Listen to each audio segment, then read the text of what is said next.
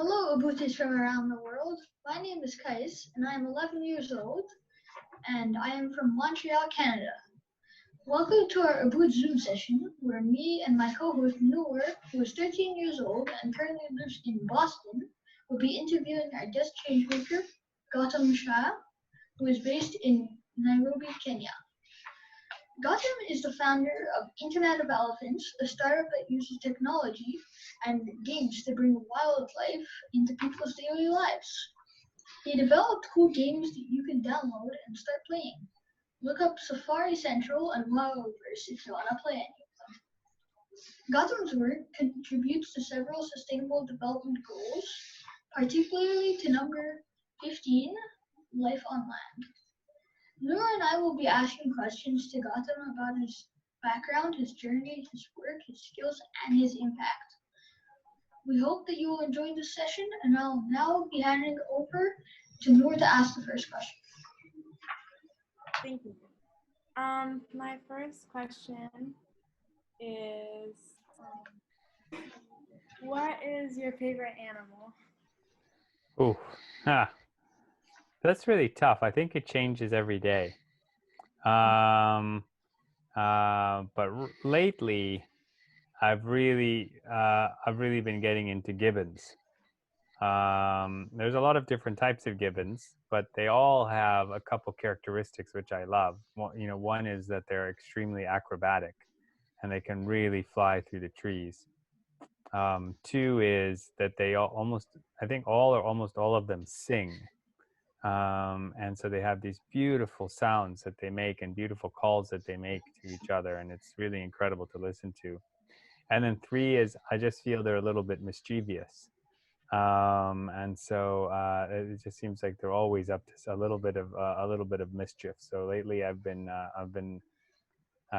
loving the gibbons. What's your favorite thing about your work? Well, I mean, look, I get to make games and work in wildlife. So that's a pretty amazing combination. So every day I get to think about games, and every day I get to think about wildlife. And, although I wouldn't say that I'm like a big video game guy, I love games, and I love playing, and I love, I just love the whole concept of games. So I think if you look at being able to put those things together and every day be thinking about games and every day thinking about wildlife, I think it makes for a pretty great job. Okay. What was your favorite video game when you were a kid?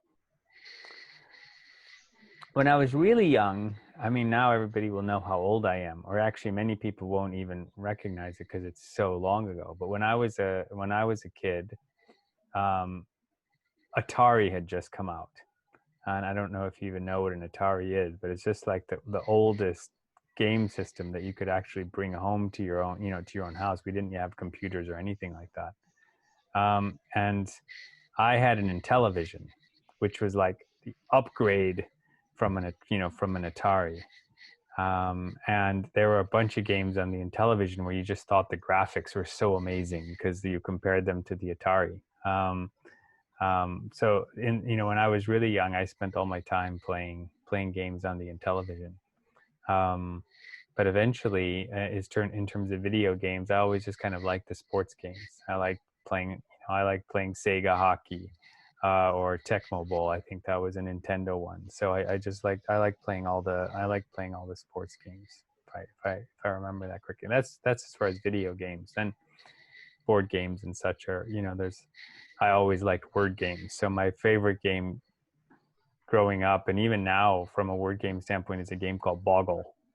I don't know if you guys have ever played any Boggle, but that's probably still the game that I'm best at. How do you make money when you do your work? Yeah, well, we're always trying to figure that out. So the whole idea is that the games themselves are supposed to make money. So ideally, you want that the games that you make, maybe they'll be free to download, or maybe they'll cost something to download. But even if they're free to download, that maybe you can make money because people will pay for things within the game. You guys probably know about games like these, where you can buy little upgrades or boosts or different things within the game to make money. So that's one of the ways that we can make money. And the other way is that sometimes people just hire us and they say, well, look, we'll pay you this much money if you'll make this game for us, or if you'll make this product or something for us. That's not as that's much safer. It's not as risky, but then you have to make what they want instead of making what you want. And so there's a trade-off between the two. Okay. Were you born in Kenya, or did you move? Or I was born in Chicago. So my parents were born in India, and then they moved to the United States. And then I was born in Chicago, and I lived most of my life in Chicago, actually 35 years. Then I started moving around for my job. So I spent 4 years living in Mumbai in India, and then 2 years living in Buenos Aires in Argentina. And then my job actually sent me to Nairobi in Kenya. And then when I made the decision to quit my job and eventually start internet developments, I just really liked Nairobi. And I was going to get into wildlife conservation. And so it's a great place to do that, because there's obviously so much wildlife within the region, and a lot of the companies and organizations and people that you need to meet, they're already there. So I just decided to stay. So I've now been there almost 9 years. Okay, so what inspired you to do your work with technology, like the games and? Yeah, good question. You always have to be it's always helpful if you can be inspired. What inspired me was, I used to work at a big IT company called Accenture. I think it's got now 400,000 people. And the work was always really interesting, and it was hard, but I didn't care that much about the outcome of it. So let's say we're making a billing system just to make invoices for an insurance company. Well, that's really hard. It's not easy to do. And it was really challenging, and it was really interesting. But at the end of the day, I didn't really care about the billing system. It wasn't super exciting to say, made a billing system for an insurance company. I just didn't care about it. But all along, at least I got a lot of holiday time, and they paid me well. And what I used to do with that holiday time and what I used to do with that money is I used to go on wildlife holidays. So I'd go all around the world. I'd swim with whale sharks. I'd sit with orangutans. I'd try and find grizzly bears. I would just spend all of that time and money with wildlife. And so eventually I just decided, like, wow, that's what I love. That's what I want to try and make a change in. And I'm only afraid because I think that I don't have I'm not a biologist, or I'm not a zoologist. And so I would never do anything about it. But eventually I just started to build the confidence that, even if I've done an IT background, maybe I can use my IT background and use it for the benefit of animals. And so then that's what helped me make the decision to go ahead and quit my job and see whether I could do that. So it's the animals that really inspired me. But I just had to get over a little bit of my fear and lack of, I didn't want to take risks. It took me a long time to get over that before I finally made that change.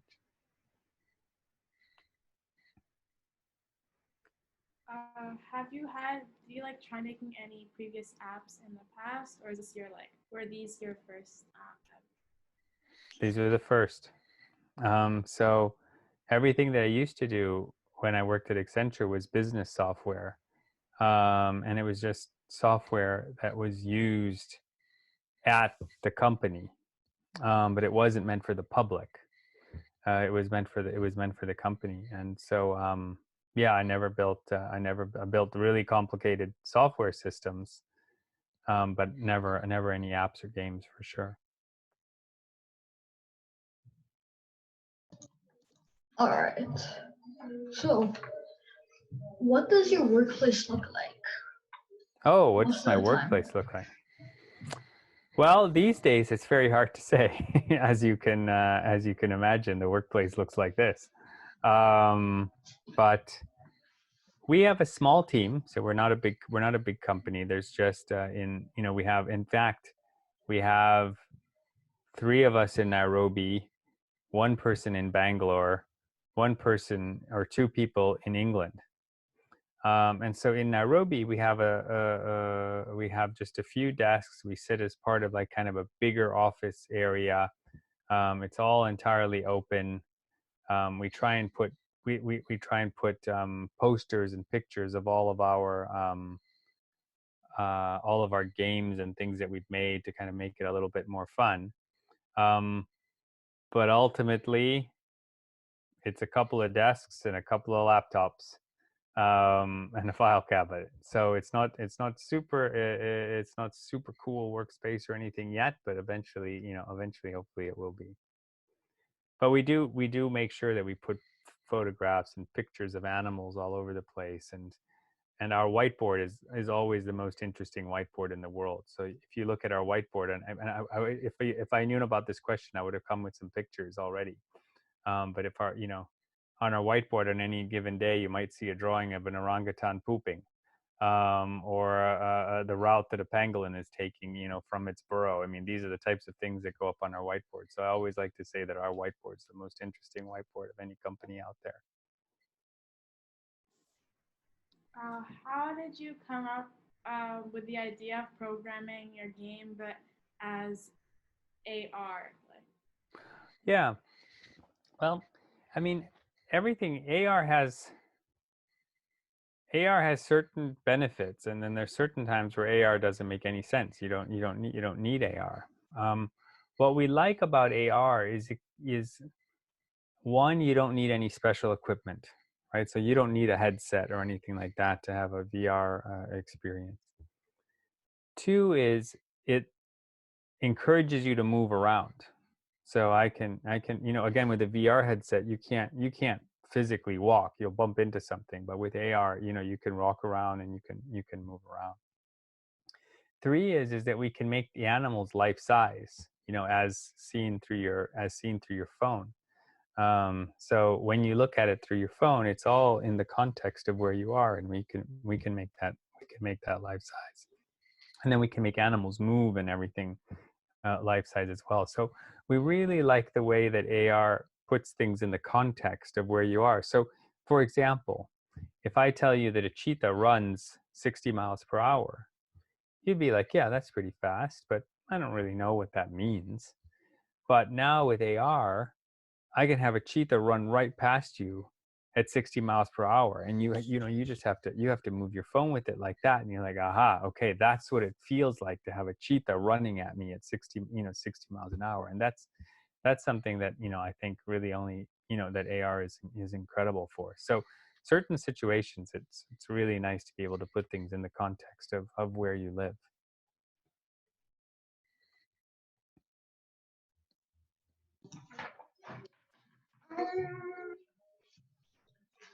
I don't really have any more questions. Nour, do you Okay. have?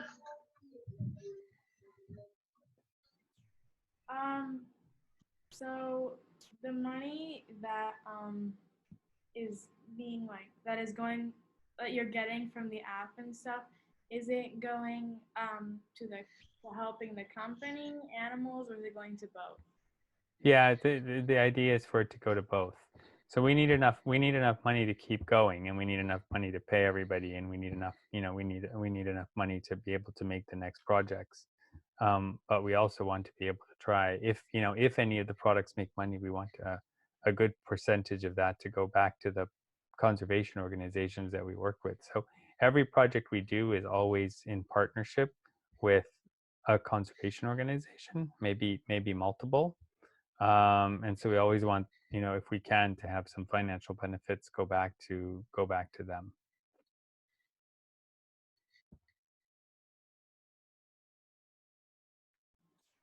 I don't have any more questions either. Cool. Okay, well, actually, I do have one more question, and it Okay. is that, do you have any advice for young people who also would like to help with wildlife conservation and game design? Yeah. I think if I were to look at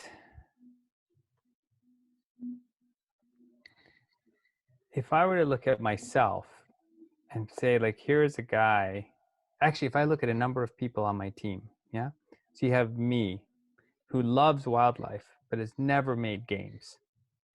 Then we've got Jake on my team. His whole career has been in games, but he's never done anything for wildlife. And then we have another guy, Raf. And Raf, he actually studied to be a biologist. He's a PhD in zoology. And so he's done wildlife his whole life, but he's never done it, he's never done anything outside of academics and games. So all three of us are working outside of our comfort zone. But we're still making it work, and we're still doing it. And so I guess the main piece of advice that I'd have for people is don't let anything kind of box you into what you think something has to be, right? Like, oh, if I study this, then that everything is sort of a set path from there. It's not a set path, and B, it definitely doesn't have to be a set path. You can always look for ways to apply what you know and what you love to what you want to do.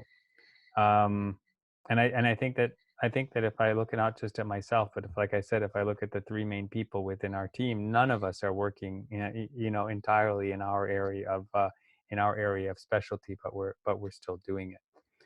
So just just don't feel like you're boxed into, to anything. And when did I change my career? I changed my career at age 45. Yeah. So it's also kind of shows that, there's even whatever you do in your 20s might be different than what you do in your 30s, might be different than what you do in your 40s. So I would never want anybody to feel like their life is just sort of preordained to do only one thing based on what they think they might do now or what they go to school for doing. But you can always come up with a way to do you can always come up with a way to do something that you want to do with what you know. So I think that's it for my interview. Thank you, Gautam and Nour, both for coming and all the things we learned. And thank you, Obooters, for listening to this interview. Make sure to follow us on Instagram and to subscribe to our YouTube channel so you can hear about upcoming sessions and with other changes. Please also tell your friends about Oboot and to share our social media links with them. And last but not least, go to www.oboot.co to learn about opportunities to get digital badges. That's it. Hey, cool. Thanks, guys.